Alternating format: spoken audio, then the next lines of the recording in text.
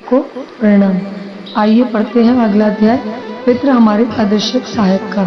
पिछले अध्याय में हमने पढ़ा था किस प्रकार अफ्रीकी तांत्रिक आत्माओं की सहायता से टूटी हड्डियों को जोड़ देते हैं।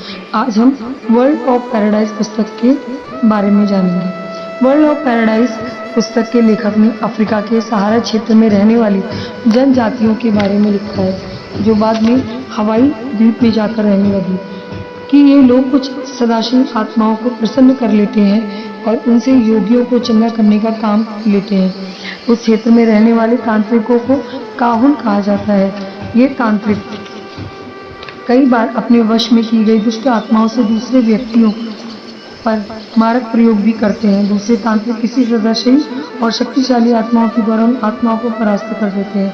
अमेरिका के राष्ट्रपति अब्राहम लिंकन को प्रेतात्माओं पर इतना विश्वास था कि वे अक्सर एक प्रेत विद्या विशारद कुमारी नेटी कोलन वर्ग को व्हाइट हाउस में बुलाया करते थे और उसके माध्यम से प्रेत आत्माओं से संपर्क कर महत्वपूर्ण निर्णय लेते थे।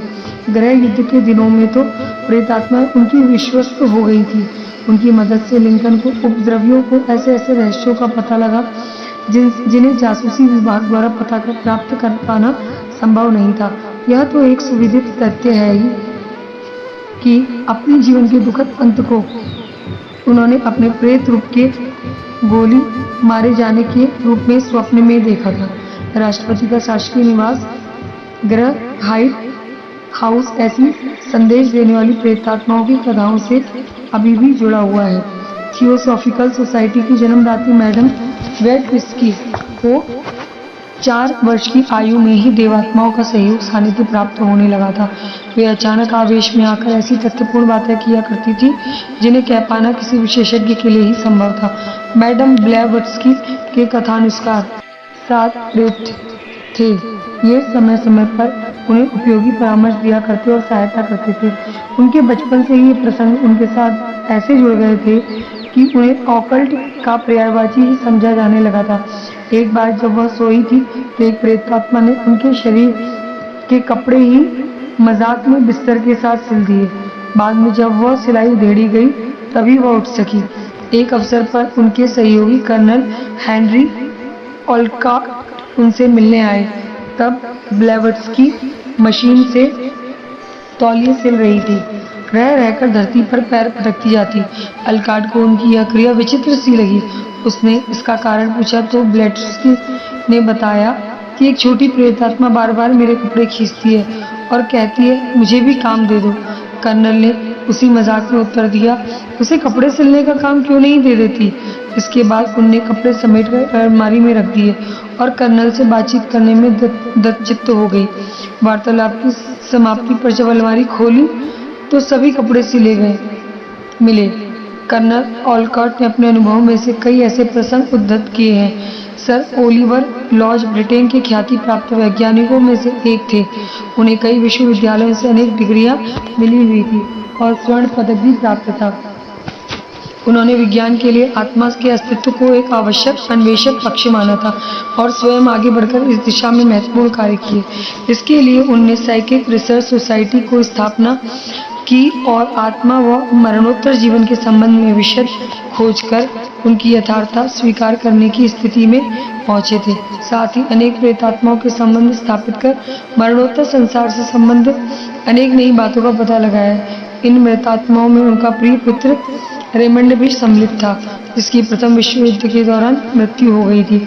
डॉक्टर ओलिवर लॉज ने एक पुस्तक में इंग्लैंड के राज परिवार में अशरीरी प्रेतात्माओं के अस्तित्व पर प्रकाश डाला, जो समय समय पर राजघराने के सदस्यों को सहयोग करती थी।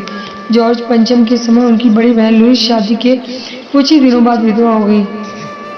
लुई को अपनी पति ड्यूक ऑफ किल्क से गहरी आसक्ति थी। दिवंगत आत्मा ने मरणोपरांत भी लुईस से संबंध बनाए रखा। एलिजाबेथ गॉर्डन ने स्वयं कितनी बार लुईस और प्रेतात्मा ड्यूक की वार्ता सुनी। सम्राट एडवर्ड सप्तम की पहली पत्नी महारानी अलेक्जेंड्रा को प्रेतों के अस्तित्व पर पूर्ण विश्वास था। वे प्रेतात्माओं का मंत्रों द्वारा आह्वान करती थी। एक साधारण सी बीमारी में सम्राट दिवंगत हो गए, पर महारानी का संपर्क पति से मरने के बाद भी बना रहा। महारानी विक्टोरिया के विषय में भी ऐसा ही उल्लेख मिलता है कि एक प्रेत विद्या विशेषज्ञ के माध्यम से उनका संबंध अपने पति से मरणोपरांत भी जुड़ा रहा। अशरीरी आत्माओं के किसी माध्यम से कहे गए संदेश की अवहेलना अंततः हानिकारक ही सिद्ध होती है। एक पादरी जेरेनसी टेलर घोड़े पर सवार होकर बेलफॉस्ट से गेटो जा रहे थे। रास्ते में अचानक कोई अपरिचित व्यक्ति घोड़े के पीछे बैठ गया। पूछने पर उसने अपना नाम हैडक जेम्स बताया और उसने अपना पूरा परिचय देते हुए कहा कि मैं प्रेत योनि में हूँ। मेरी जीवित पत्नी को कृपया यह संदेश पहुँचा दे कि उसका नया पति शीघ्र ही उसकी हत्या करवा देगा। पादरी ने निर्दिष्ट पते पर संदेश पहुँचा दिया, किंतु पत्नी को विश्वास नहीं हुआ। निश्चित समय पर उसके दूसरे पति द्वारा उसकी हत्या कर दी गई।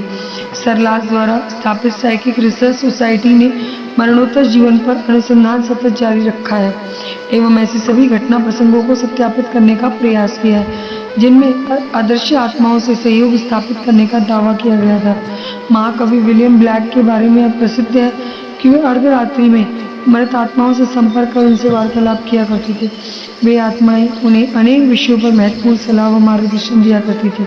अमेरिका की श्रीमती रूथ मॉन्टेगोमरी के अनुसार उनकी प्रसिद्ध पुस्तक द वर्ल्ड बियॉन्ड उनकी स्वयं की रचना नहीं है, अपितु स्वर्गीय ऑर्थर फोर्ड की आत्मा द्वारा लिखवाई गई है।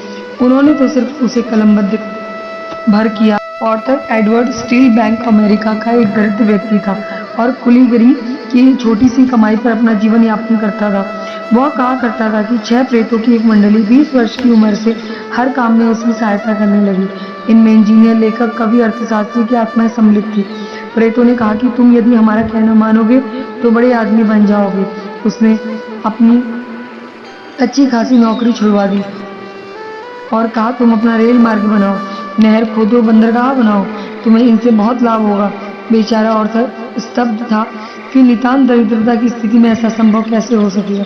पर जब प्रेतों का आश्वासन मिला तो उसने कठपुतली की तरह सारे काम करते रहने की सहमति दे दी और असंभव दिखने वाले साधन जुटने लगे। आर्थर पूरी तरह प्रेत आत्माओं पर आश्रित था। उसके पास न तो ज्ञान था, न अनुभव, न साधन। फिर भी उसने शेख चिल्ली जैसे सपने एक के बाद एक पूरे होते चले गए। जब वह मरा तो अरबों की संपत्ति छोड़ गया। अगले अध्याय में हम पढ़ेंगे सत प्रयोजनों हेतु तत्पर किस प्रकार रहते हैं। लेखक परम पूज्य गुरुदेव वेदमूर्ति तपोनिष्ठ पंडित श्री राम शर्मा आचार्य। धन्यवाद।